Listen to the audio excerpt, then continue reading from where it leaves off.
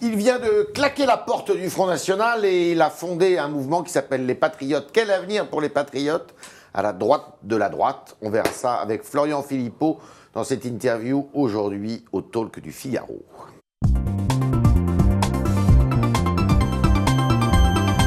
Florian Philippot, bonjour. Bonjour. Alors, hier vous avez dit, pas Wauquiez, je suis prêt à discuter avec lui, mais je ne suis pas prêt à faire une alliance avec lui, à travailler avec lui.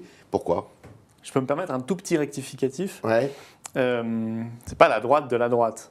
Oui, on va y revenir. Ouais, justement. non mais c'est important. D'accord, on va y revenir. Je pense que c'est d'ailleurs une des raisons qui fait que le Front National en ce moment dérive mal. D'accord. Et qu'il faut avoir une position beaucoup plus centrale, sur pas Wauquiez. centriste, centrale. Sur Wauquiez?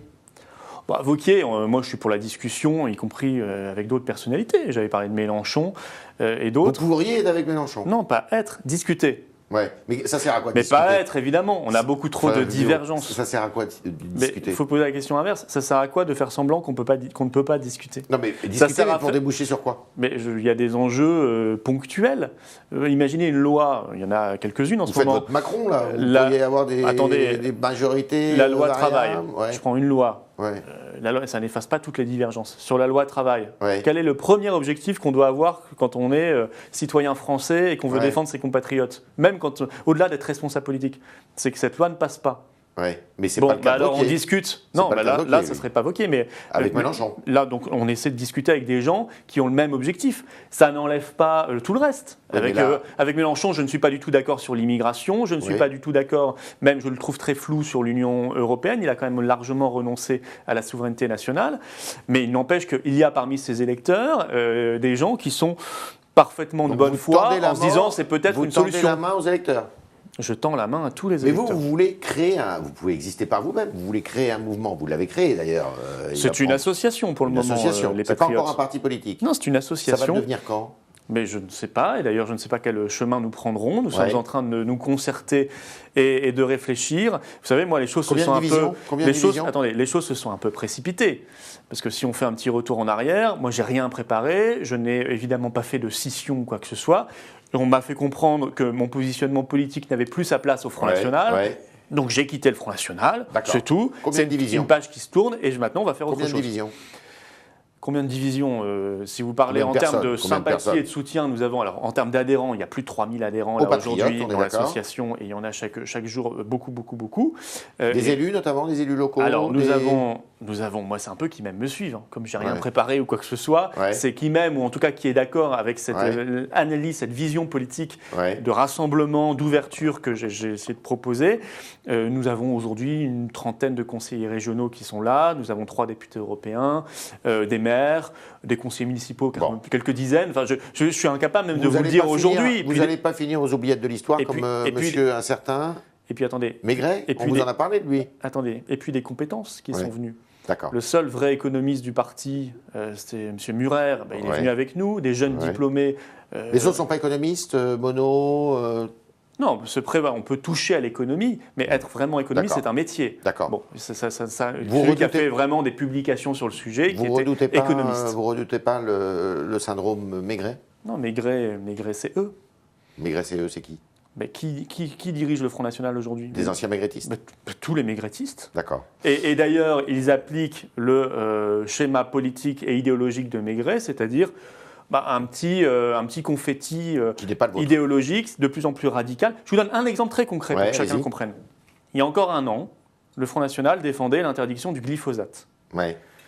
C'est-à-dire, vous savez, c'est présumé cancérogène Pesticides. dans le Roundup, voilà. pesticides.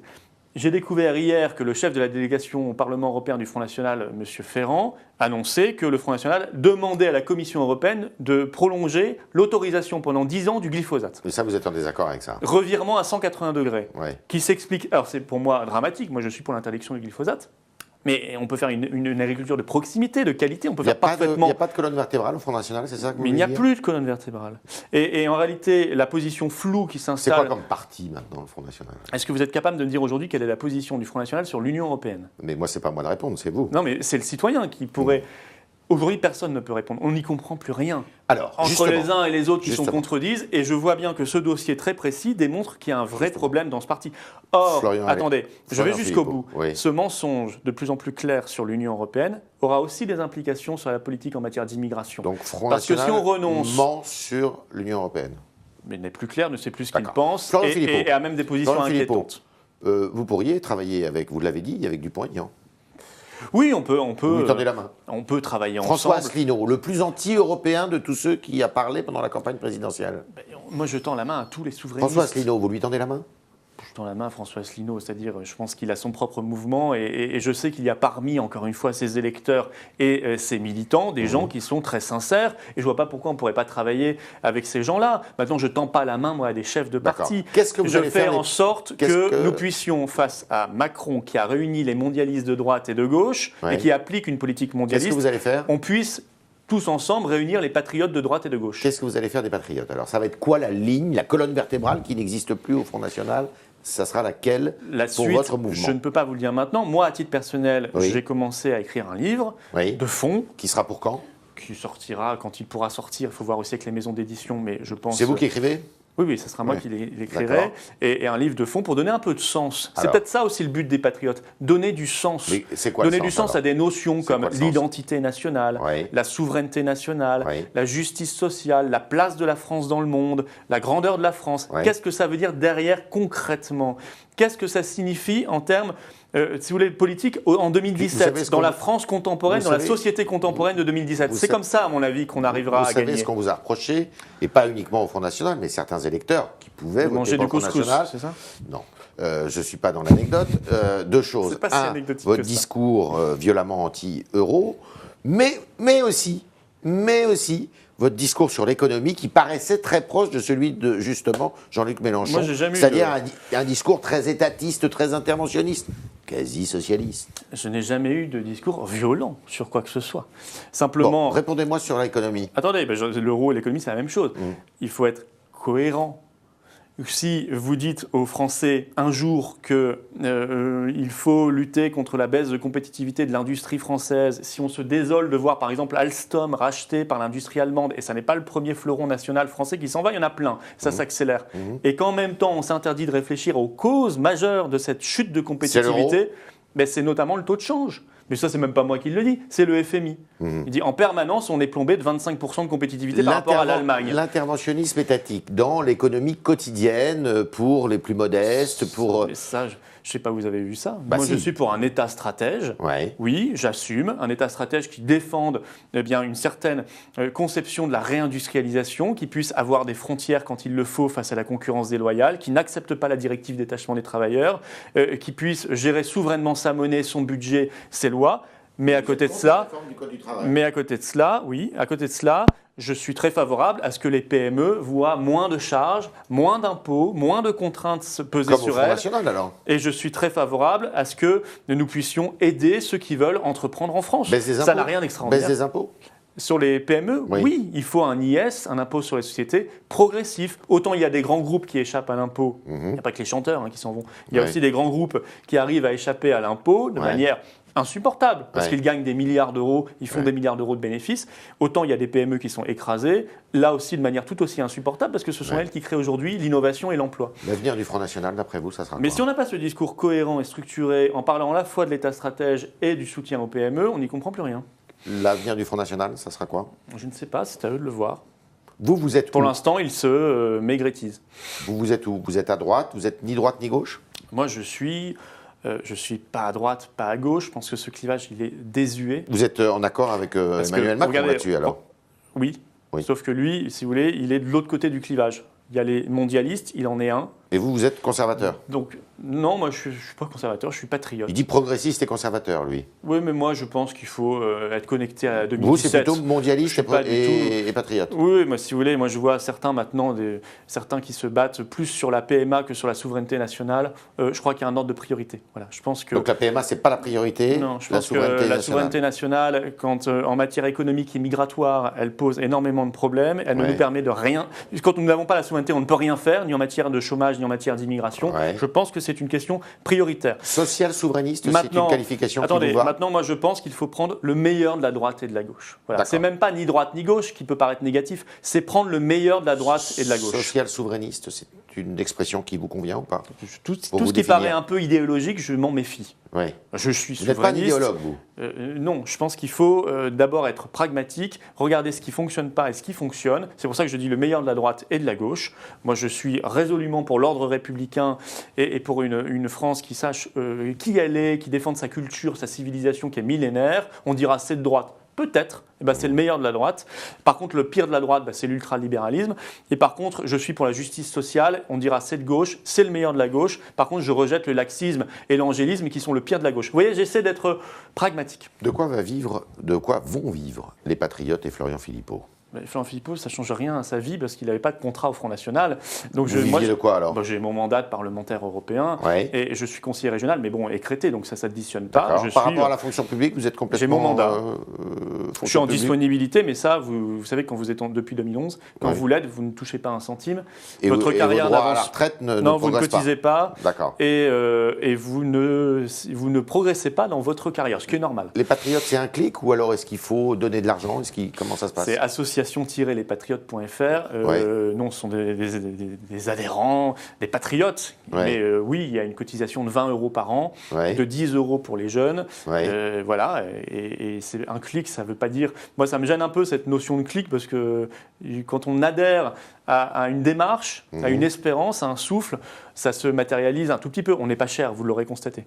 Le discours d'Emmanuel Macron hier, qui a été assez long à la Sorbonne, 1h30 pour nous parler de ses projets, de son ambition pour l'Europe, c'est tout ce qu'il ne faut pas pour vous? Il est inquiétant ce discours. Alors justement, pourquoi? C'est la négation totale de la France, de la nation et de la démocratie. Il n'y a pas de peuple, il n'y a pas de place pour le peuple. C'est un discours fédéraliste qui ne disait pas son nom? Totalement. Mais enfin, c'était même plus que fédéraliste. Il ne l'a pas dit, il nous aurait épargné 1h30 en résumant son discours d'une phrase « Je veux un État européen ». Et je veux, peut-être qu'il a une ambition personnelle, je veux être président de la République européenne, parce qu'il parlait sans arrêt de souveraineté européenne, ça n'a pas de sens. La souveraineté européenne ne peut pas exister parce qu'il n'y a pas de peuple européen. Il y a des peuples européens.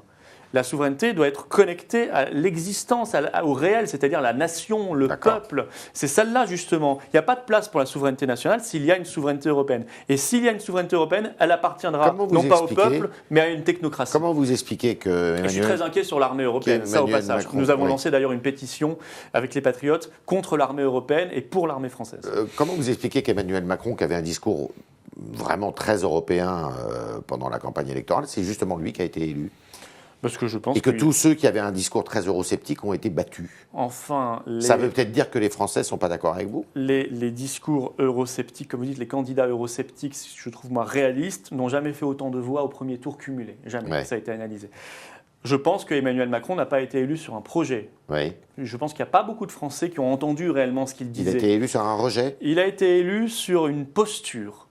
Qui était de renouvellement, qui en réalité n'était pas totalement de renouvellement parce qu'il avait déjà été ministre, mais il a réussi à le faire croire, un peu de fraîcheur et d'optimisme. Et ça doit nous faire réfléchir parce que je pense que les Français sont très conscients de ce qui ne va pas en France. Maintenant, ils attendent qu'on leur définisse un projet de société positif. Mais il n'a pas été élu sur les idées. Et résultat, il s'effondre dans les enquêtes d'opinion très très vite parce que les Français découvrent en réalité. C'est pas aussi évident que ça parce qu'il est en train de remonter. Il remonte légèrement en s'étant effondré. Mais la position très anti-européenne de Madame Le Pen pendant le débat de l'entre-deux-tours, c'était un peu votre discours, mais elle a su le défendre, elle a su le mettre en valeur ou au contraire, ça a été une catastrophe? Le débat ne s'est pas bien passé. C'était une catastrophe pour vous? Enfin, je ne veux pas employer les termes comme ça parce que Marine Le Pen elle-même a dit qu'il ne s'était pas bien passé. Je ne suis pas là pour enfoncer les gens à titre personnel. Effectivement, le débat n'était pas bon. Mais sur la question européenne, moi je pense que c'est un facteur, ce que nous disons est un facteur très positif. Vous savez, moi je pourrais très bien accuser ceux qui défendent... Vous n'auriez pas envisagé le débat de la même façon qu'elle?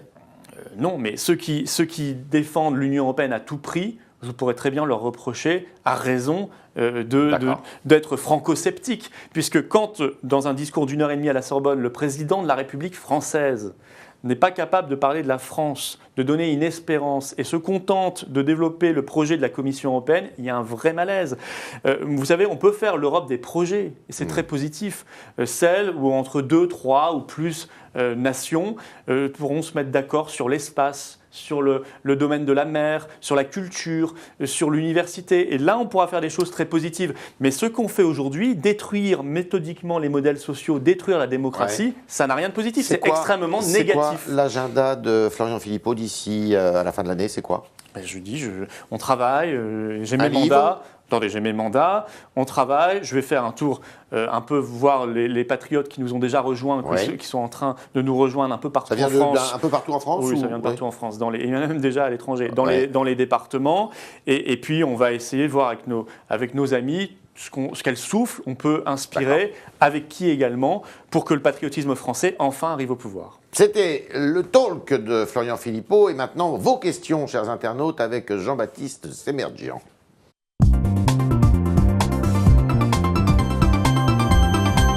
Jean-Baptiste, bonjour. Bonjour Yves, bonjour Florian Philippot. Une première question de Dom, qui est certain que les choses auraient été différentes pour vous si vous vous étiez appelé Florian Le Pen. Ça, on me l'a souvent dit.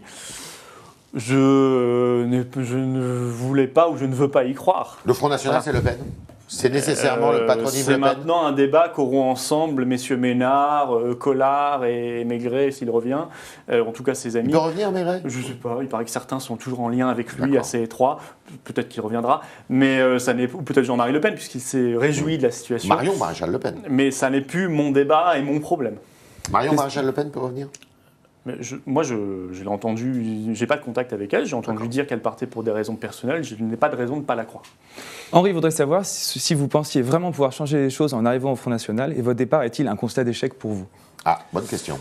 On a changé beaucoup de choses. Et le mouvement... Vous, par votre initiative ou pas que en général? Attendez, moi je suis venu pour... La dédiabolisation, je suis venu pour une ligne que portait Marine Le Pen. Et non, la dédiabolisation, c'est pas que moi. Mais aujourd'hui, on laisse dire un député... dédiabolisation, piège à con.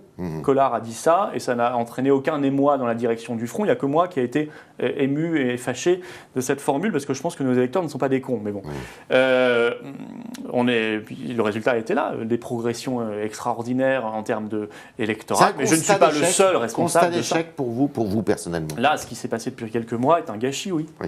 Bien sûr. Yvonne vous demande si vous aviez l'impression d'avoir fait perdre le FN à la présidentielle à cause de votre acharnement contre l'Europe.